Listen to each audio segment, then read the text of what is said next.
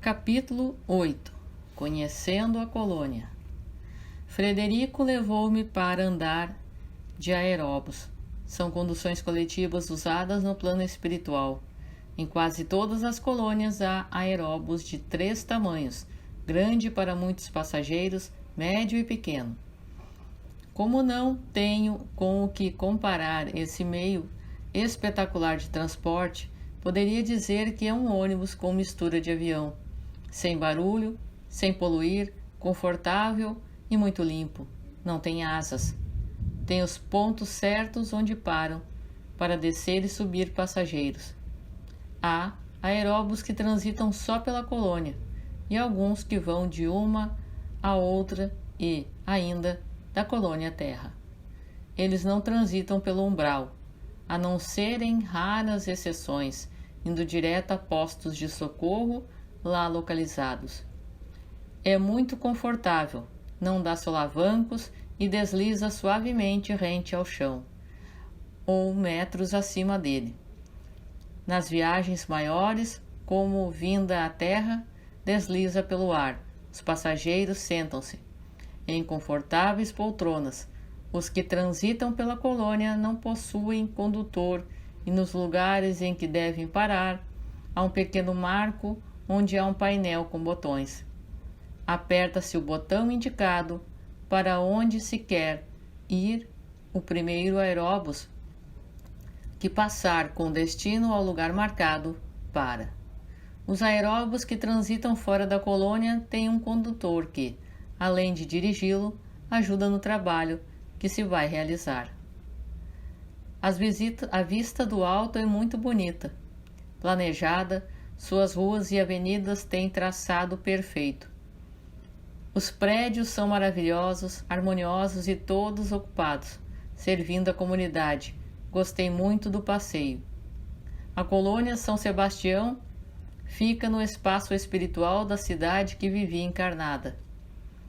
Estranhando o fato de ela ter um nome de santo, perguntei a Frederico. Frederico, por que a colônia se chama São Sebastião? Patrícia, são inúmeras colônias pelo Brasil e pela terra. São como cidades, têm de ter um nome para facilitar e nomes não importam. São apenas designações. Ao ser projetada há tempo, seus benfeitores a chamaram provisoriamente de São Sebastião, para não dizer paraíso, que poderia ser confundida com paraíso céu. Pronta, continuou sendo São Sebastião. São é título dado ao bravo guerreiro Sebastião. Esperam os benfeitores que todos os moradores da colônia venham a ser bravos guerreiros e vencedores dos seus defeitos e vícios. Recebi de presente alguns bônus hora, e todas as distrações e lazer os amigos pagavam para mim. Achei um tanto estranho. Parecia pagamento por ser útil, um trabalho remunerado. Um dia, ao voltarmos do teatro, acompanhavam-me Maurício e Antônio. Indaguei-os. Que é realmente bônus hora? Patrícia. Maurício elucidou-me. A maioria dos homens trabalha por estímulo para usufruir de um prazer ou sensação. A maioria não concebe ainda a humanidade como uma só família. Com a perda do corpo físico pelo desencarne e para que não percam o estímulo de trabalhar, é necessário que continuem recebendo algo como prêmio pelo seu trabalho.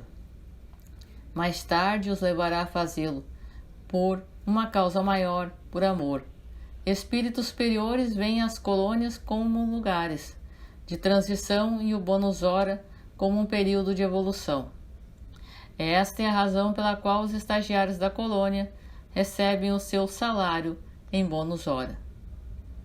E quem trabalha muito e por muito tempo, como os governantes, os instrutores das colônias, também recebe?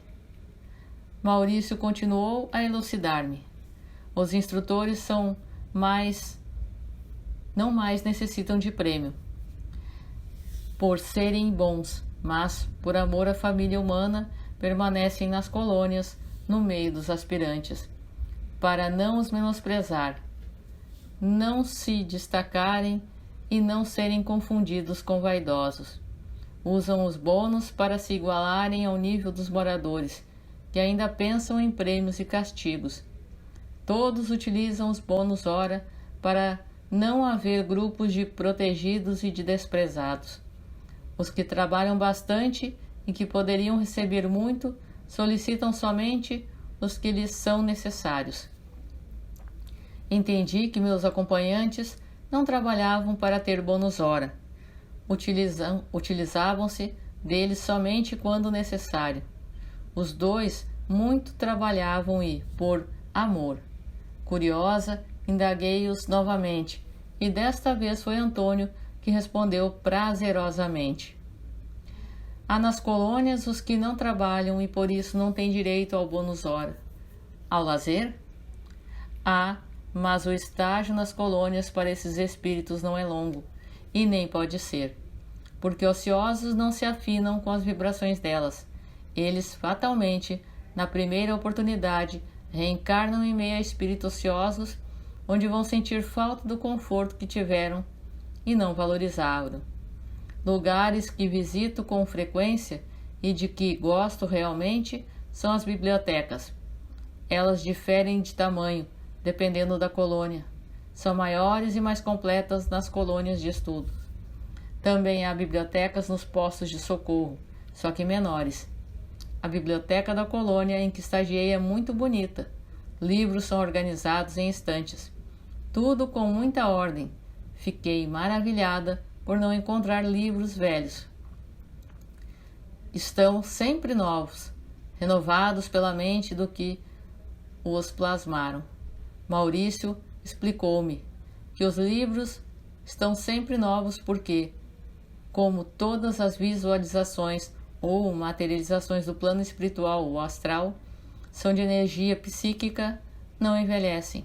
Há livros escritos somente para desencarnados, que só são encontrados no plano espiritual.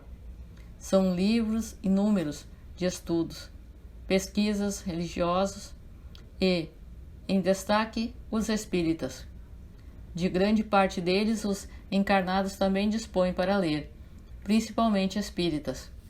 Procurei um livro e, não encontrando, o bibliotecário gentilmente me disse: Patrícia, a colônia de estudo tem esse livro. Quer que eu peça para você? Quero. Quando volto para o apanhar?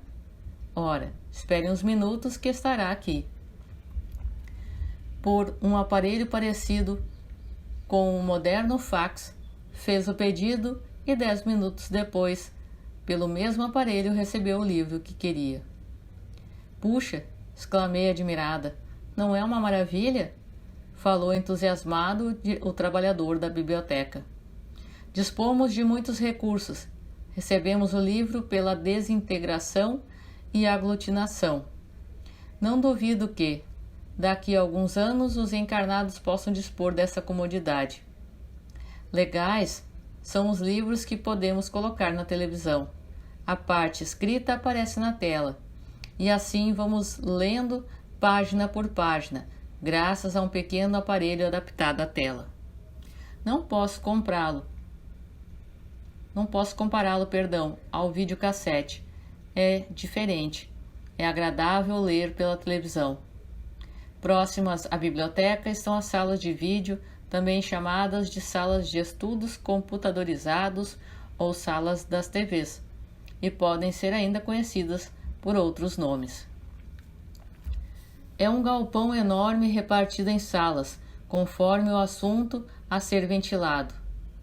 São lugares confortáveis e agradáveis. Há em cada uma das salas vários e eficientes computadores que podem ser ligados por controle remoto na frente de cada aparelho.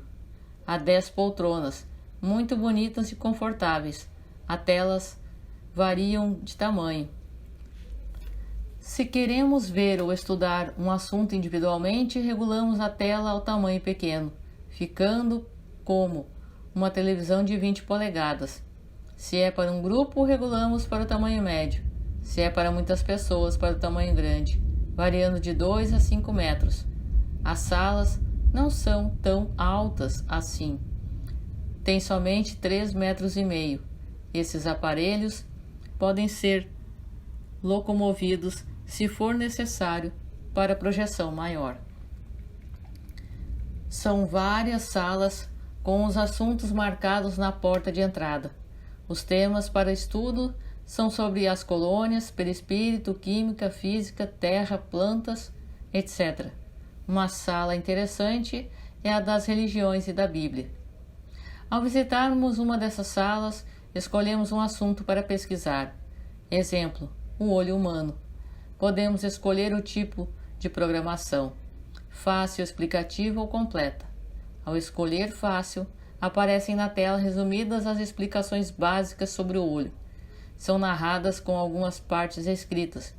O olho é desenhado em todos os seus ângulos. Se a pesquisa é individual, coloca-se o fone de ouvido, para não atrapalhar os outros pesquisadores. Ao escolher a programação explicativa, a pesquisa aparece com muito mais dados. A terceira fase é completa.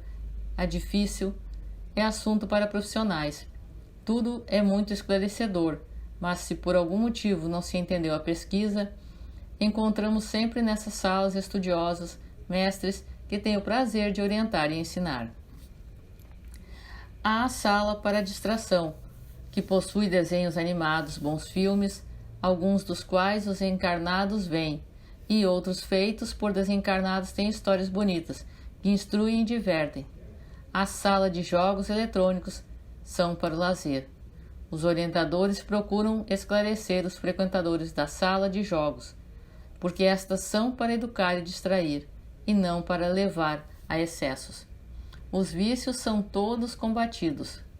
Comparando, podemos dizer que essas salas são uma mistura de cinema, televisão, computadores aperfeiçoados. Só não usamos do bônus hora para entrar nessas salas quando estamos em pesquisas da escola ou de curso de estudo. Este é bem frequentado pelos estudantes. Quase todas as colônias têm essas salas, mas não a vi em postos de socorro. Nas colônias de estudos, elas são bem grandes e são inúmeros os assuntos. Gostei muito de pesquisar nessas salas, conhecendo, quando encarnado, o cinema, a televisão e o computador. Encantei-me diante dessa tecnologia, mas o que mais gostei foi de usar esse processo para conhecer, ver as obras de Allan Kardec. Aparecem as imagens dele e de sua equipe encarnada e desencarnada trabalhando em cada obra, estudando, pesquisando e sendo orientado pelos benfeitores que o ajudaram. Ver São Luís, Santo Agostinho e tantos outros fascinou-me. Que espírito fantástico é Allan Kardec! Por muitas vezes fui às salas para ver toda a obra e o que há sobre ele e seus trabalhos admiráveis. Este é um dos temas mais vistos, principalmente pelos que tiveram a aventura de serem espíritas, quando encarnados, ou de conhecer sua grandiosa literatura. Maravilho-me com tudo isso, afinal, quem não gosta ou gostaria de dispor dessas facilidades? Nota de rodapé. Não é fácil descrever essas salas para os encarnados. Narro fazendo comparações.